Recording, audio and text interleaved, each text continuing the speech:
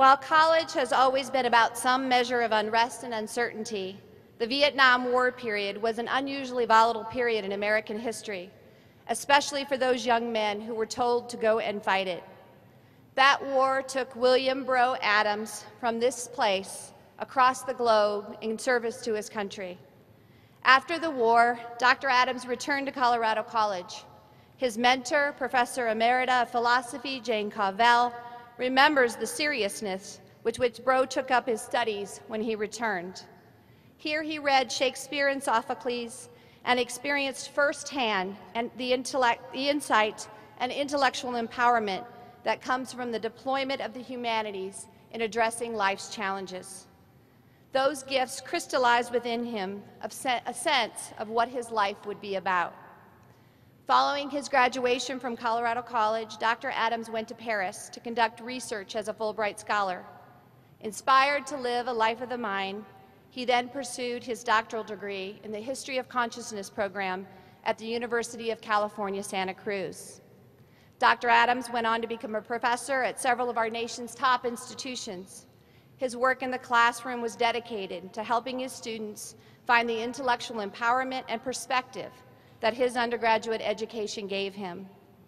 Motivated to expand his impact and reach, Dr. Adams went on to build an incredible career as a higher education leader, including serving as the president at both Bucknell University and Colby College. And now, this Colorado College alumnus has taken the national stage as leader of the National Endowment for the Humanities, focusing his boundless energy on enhancing the scope and significance of the humanities in public life. Throughout his career, Chairman Adams has been an inspiring and persuasive champion of the liberal arts. It is fitting that he speaks to our graduates today because his passion for learning was ignited in our Colorado College classrooms in the shadow of Pikes Peak. It's my great honor to introduce our commencement speaker, one of our own, Colorado College alumnus and chair of the National Endowment for the Humanities, Bro Adams.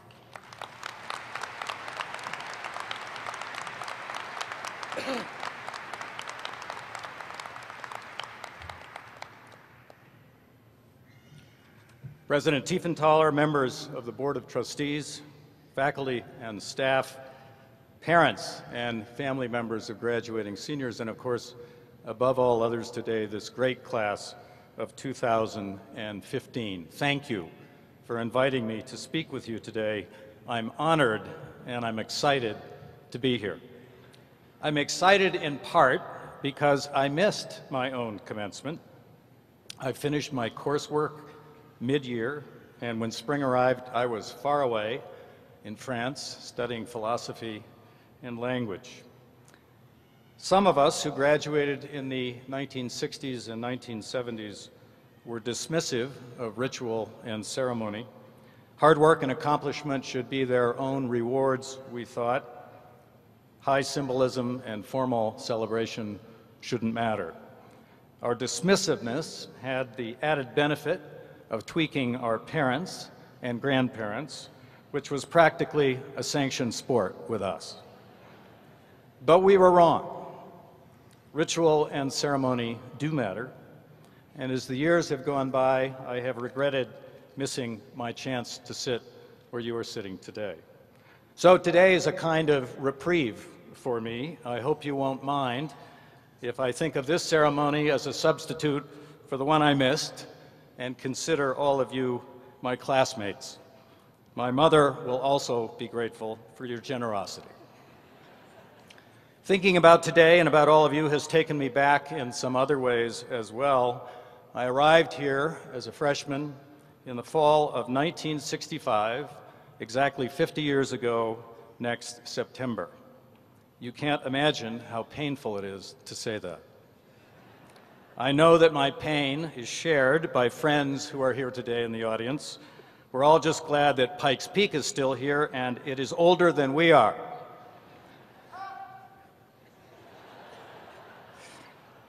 I was 18 in 1965, and I was pretty sure of myself, at least on the outside. But I soon learned, as I'm sure you did too, that college involves a very different form and level of commitment than what's required in high school. I stumbled along for an entire year, barely getting by, missing lots of classes, and feeling pretty lost. By the end of that year, I realized what some people had already figured out way ahead of me. I just wasn't ready. And so in the summer of 1966, I enlisted in the Army. It was not the most obvious or logical thing to do, I confess, but like many young men and women at loose ends, I sensed that military service would help me grow up. I wasn't wrong about that, but my timing was terrible. The war in Vietnam escalated greatly that year, and eventually more than 2.5 million Americans served there, including me. After spending 2 years at various posts in the United States, I went to Vietnam in May of 1968. The capital city of the South, then called Saigon, was still reverberating from the shock of the Tet Offensive several months before, and on the bus ride from the airbase into the city, I heard gunfire along the road. It was a bracing beginning to a long and difficult year that changed me greatly, in good ways and in bad. The most positive change was that I moved beyond thinking mostly about myself and became intensely curious about what was going on around me. The sights and experiences of war made me angry and confused in some ways, but they also made me wonder, in the very broadest sense, what was behind it all. What was it about humans, about our natures, our thinking, our histories, that allowed us to go to war, or to love someone, or to be a parent, to nurture a family, to create art and music? My service was in a terrible way a gap year that I would not have wished on anyone, but it focused my attention on the future and gave me an appetite for study, and when I came back to college, no one doubted that I was ready. And I was very lucky that there was a college ready for me, this one. I didn't think much about why the college wanted me back. I just assumed it somehow. I know now that it was an expression of the basic nature of this place, which is caring about the well-being of students as the foundation for everything else. I trust it's not too late to say I'm enormously grateful to those who decided that I was worth the risk. I had a wonderful experience here the second time around. I made new friends. We stayed up late into the night talking about philosophy, reading poetry, listening to music, and doing other things I wouldn't mention here. We demonstrated against the war in front of Armstrong Hall, and we imagined, like so many others in that time, that the world was starting over and that a better one would emerge on the other side. At the epicenter of this wonderful second chance here at the college were the faculty who gave me their time and attention. In their presence, I started to know myself and what I wanted to do. Their names would probably not be familiar to most of you, but others have taken their places, and they have given you what was given to me: serious and steady and challenging attention and compelling examples of what intellectual life and commitment look like. I haven't forgotten that, and neither will you. Of all the things you remember from your time here, your relationships with faculty member will be among the most important. Another thing you will recall, surely more obvious on this day in particular, is your friendships.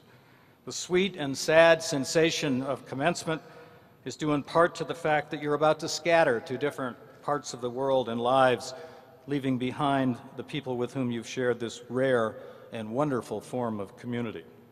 As masterful as you all are with social media and other ways of staying connected, I'm sure you know already that nothing can replace physical proximity. But here's some more good news. The really important friendships you've made here will endure, and they will grow. 50 years from now, you'll realize, as I do today in the company of friends from those years, that some of your deepest and most meaningful relationships include the people you met here at the college. Surrounding and informing all of these relationships is the remarkably rich liberal arts education that you've received, and that too is an important gift. I want to be especially clear about this. In your years here, You have experienced the best form of education ever invented. Nothing else comes close. You and I are the truly lucky ones. This is especially important to remember just now when the skepticism about the liberal arts is in the air. That skepticism arises from several sources: our inclination to think in short-term rewards, the understandable anxieties connected to the long recession, and from our cultural inclination to value technical and instrumental knowledge over other ways of knowing the world. Here's the irony. In the long run, and in the wide expanse of your professional and personal lives, the liberal arts education you received here is the most useful, the most practical of all. Wherever you ended up in the college's interesting and complex curriculum, each one of you has experienced forms of intellectual empowerment that will serve you in every kind of work that you do. You will be empowered for the rest of your lives by the intellectual capacities you've developed here, your ability to write and speak with clarity and conviction and power, your ability to think about and through complex problems, to analyze and criticize and synthesize and integrate, and your ability to exercise your imaginations in many different directions. This is not to say that your majors and areas of concentration were unimportant. Some of you will move very quickly into places and future educational roles related to those majors. But for most of you, things won't be nearly so linear. And in the multiple places you are likely to go in your professional lives, your ability to communicate with power and conviction and to think clearly about complex matters, to exercise your imaginations, will matter more and more often than you can now imagine. While I'm certain that you've become better writers and speakers and listeners and thinkers here, I'm equally sure that you know a great deal more about the world than you did when you arrived. What the British philosopher Michael Oakeshott said here in 1975 about a liberal arts education is still true. It's an endless, unrehearsed intellectual adventure, he said, a conversation in which, in imagination, we enter into a variety of modes of understanding the world and ourselves. The modes of understanding the world and yourselves you've encountered both in the classroom and beyond it certainly include healthy doses of history, the understanding of cultures and customs different from your own, acquaintance with the methods of science, and the creativity and insight embodied in works of art and literature. And this, too, will give you enormous advantages as your lives develop. Of course, professional careers will only be one focus of the rich lives ahead of you. I'm interested in two additional dimensions in particular: your role as citizens and the terrain of your personal lives. On the evening last month when protests turned to riots in some parts of Baltimore, I had just come home from a day spent in the Martin Luther King Jr. Archive in Atlanta. I watched the images on the TV news and thought about my conversation with historians there and with Lonnie King, who'd been a student leader in the early civil rights movement. What we shared, he and I, both products of the 1960s, was a sense of hope that things could change because we had seen them change. But we also shared a sense of despair. Things do change, but still people are trapped in the same legacies and systems with which we've been grappling in the United States since before the founding of the Republic. So things also stay the same. There is very little that divides our country more dramatically than the matter of race. But I am very sure that there can be no adequate understanding of our current situation without a better appreciation of the long and agonizing history of race relations in the United States, of our deep cultural assumptions and divisions, of the patterns of economic and social segregation and exclusion, and of the ways in which we actually live in and perceive the world. No one is better prepared to begin to engage these things than you, graduates of a fine liberal arts college who have been trained to think about things from multiple perspectives through the long lens of history and with an appreciation of cultural and social difference. You have learned as well to cope with the sometimes painful sense of ambiguity that such deep and divisive issues can cause. It is within the gray area where minds are not frozen and where the struggle among points of view plays out that the liberally educated will thrive. Our contemporary lives are full of such issues and questions. The challenges we face as a nation gather at the intersections of our history, our culture, our ideas, and our values. We need the forms of understanding and knowledge embodied in the liberal arts, historical knowledge and cultural knowledge, emotional and psychological knowledge, scientific knowledge, because they illuminate the conditions of our lives and insert us more deeply into our experience. Engaging our challenges in these ways won't make them disappear, but it will allow for a deeper understanding of who we are, of how we got here, and how we might lead better lives. And that is why liberal learning is the best form of education for democracy and for democratic citizenship. The same is true, and for very much the same reason, in our private lives. There too, our experience is in some ways defined by how we respond to a familiar set of questions. What does it mean to be a good friend, a life partner, a wife, a husband, a parent?